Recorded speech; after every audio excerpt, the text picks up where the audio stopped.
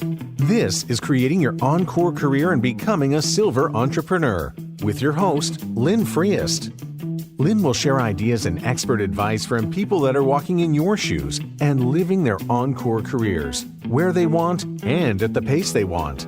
You'll start a company of one with confidence and knowledge to live a fulfilled life of freedom and ease. Lynn is a coach and leadership consultant whose mission is to show senior leaders and experts how to start something refreshing and new after a full career in the corporate environment. Hello, and welcome to this episode of Making Transitions and Creating Your Encore Life.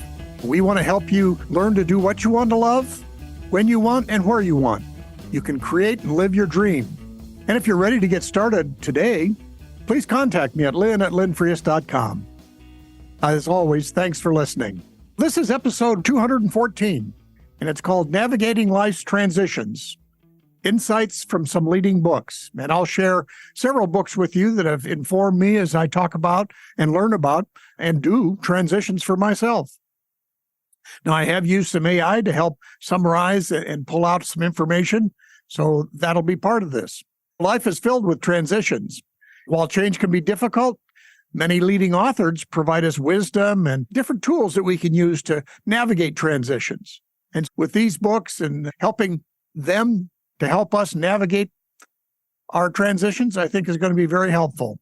So one of the first themes from the books is letting go of your ego in the second half of life.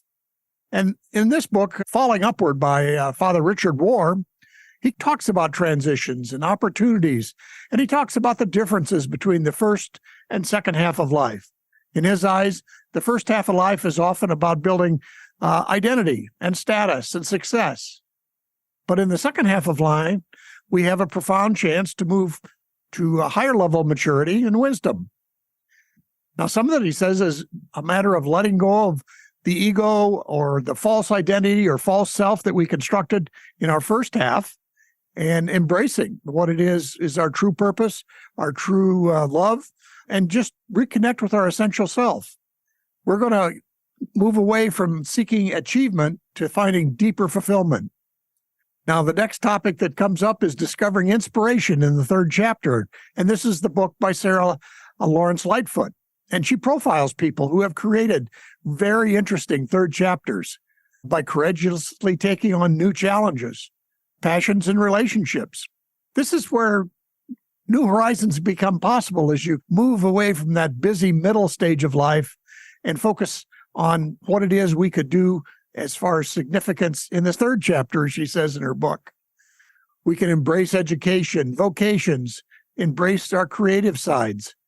So we can just do a whole lot of new things because in most cases, we've been granted some extra space.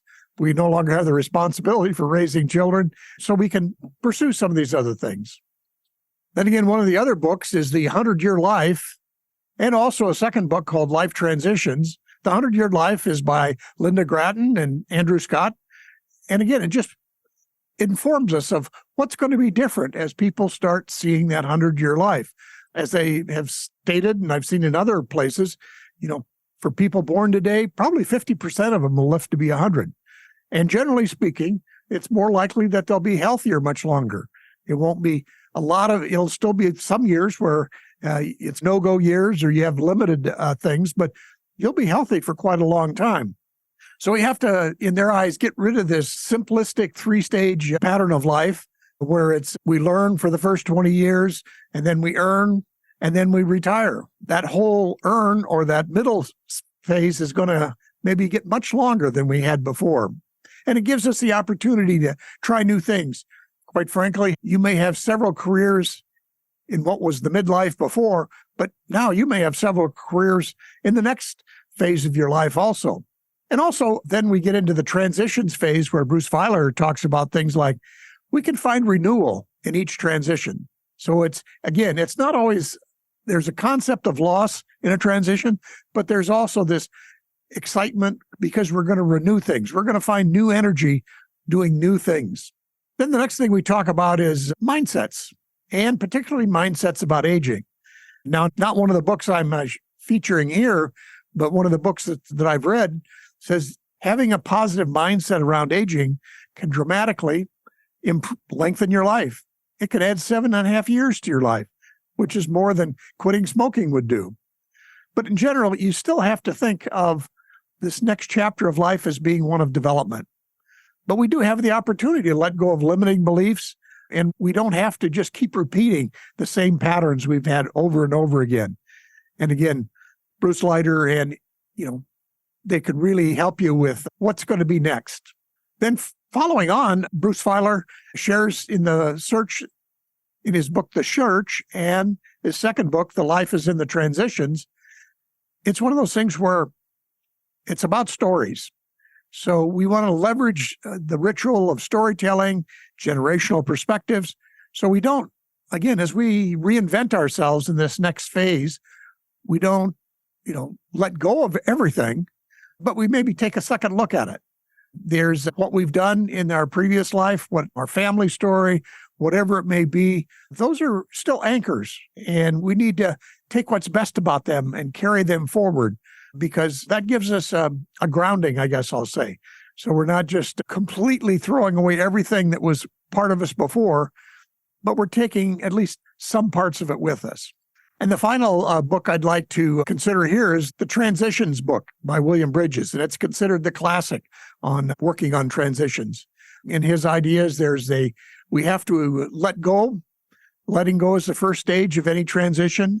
Then we have the neutral zone or the messy middle, or it's been described many ways, and I've shared that in earlier podcasts. But it's where we can really explore new ideas. We recognize that it's going to be different, but we can start creating new rituals and basically then new beginnings. So that's one of the key things. Again, I go back to some of the work I've talked about on habits, rituals or routines or habits. That's where you start creating some new ones as you get past the neutral zone and start building what we call the new beginnings. So generally speaking, embracing renewal and growth is something is challenging, but it's something probably we've done throughout our life. You embraced in your first 20 years of life, there were things you had to embrace, things obviously you learned, things you had to assimilate. So those kinds of things are just happening. We may have gone through a period of life where things were relatively constant, but quite frankly, in today's world, that may not even been true too. We may just go through transitions every couple of years. Sometimes they're acknowledged, sometimes maybe they aren't, but it's just part of the process. So again, with authors like these, they can really, I think, really help us understand what's the process we're going to do to get through these transitions. Now, there are 3 more books that aren't technically on transitions, but were informative for me. The first one was The Big Leap by Gay Hendricks. And here he talks it's about mindset, maybe. And so that's how it fits in here. But he talks about what's your upper limit? What are the things that, as you think about it, we all have a spot where I can't do that, or I'm not good enough for that, or I'm not enough to be doing that kind of thing. So his thing is really identify what you feel your upper limit is, and then start nudging it higher. So that maybe right now you think you can't be a painter, or you can't be a consultant, or whatever it may be. Start nudging that upper limit higher, and by golly, you'll probably figure out you can get there. The other concept that I really like about Gay Hendricks' book is the idea of zone of genius. So as you look, especially as you go through these transitions in midlife, you've had experience, you've learned things, you've done things. Start looking back, where was your zone of genius? Because that's where, again, it's probably where your greatest value, where your greatest joy is going to come from going forward. Now that we've done a lot of different things in life, you can really go back and start mining your experiences for what's that zone of genius for you, and then try to devote a significant amount of your time and energy about doing that thing. The second book that I want to recommend is Wisdom at Work by Chip Connolly, and I've shared, I think, whole podcast on this book. But it's this whole idea that, again, as we reach midlife, we've had experiences. So we've got, whether we call it emotional intelligence or self-awareness, but we've got some of those skills and we've practiced them with people. The other thing is that now we realize the importance of community. Now, that's one of the things you have to pull yourself in. Obviously, some people in their third chapter or their second phase of life, they distance themselves from community. But Chip would say, you really have to embrace community. And the other thing, quite frankly, he now says, after this book was published, is you have to embrace cogeneration or different age groups in community. So you should have friends 10 years older than you are, and you should have friends 10 or 20 years younger than you are, and be engaged with them routinely, because that's where you will see wisdom from them. They'll see wisdom from you. And quite frankly, both of you and all of you will develop new wisdom through these conversations in this community. Then the final book that, again, is informing my thinking it's called The Good Life by Robert Waldinger and Mark Schultz. And what this is a summary of what was called the Harvard Project. And this study covered people for basically, I think it's up to 80 years. And it was a group of people some were Harvard students at the time it started, and some were just people in the city of Boston, everyday people. But they've studied and talked to these people, surveyed them quite often throughout this whole span of 70 plus years. And they've got some insights from that. And a lot of it is similar to what we've seen in these books before, is that some of these people had great success in life, leaders of industry and business. Some were quite happy being postmen or working in other arenas. So they said the joy, the happiness, the fulfillment that people had wasn't necessarily around economics, but it did tend to involve other people. It involved family, but it also involved significance. So a person may have been a middle school teacher, and they enjoyed that for a long career and great joy out of it. So, it didn't always involve having the most money, is what I'll say. So again, a series of books, and all the books are listed in the show notes, and I encourage you to look at any of them. And please feel free to contact me, because I'd love to share additional thoughts that I've learned from these books. And I've spent time pulling stuff out and doing the research, so I'd be happy to share that with you.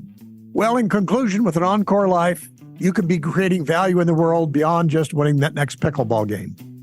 You can do the work you love when you want and where you want. You can be living your dream. If you're ready to get started today, please contact me at linfrias.com or head over to my website at linfrias.com.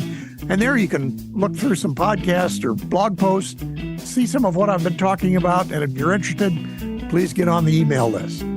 So thank you again, and we'll talk to you soon.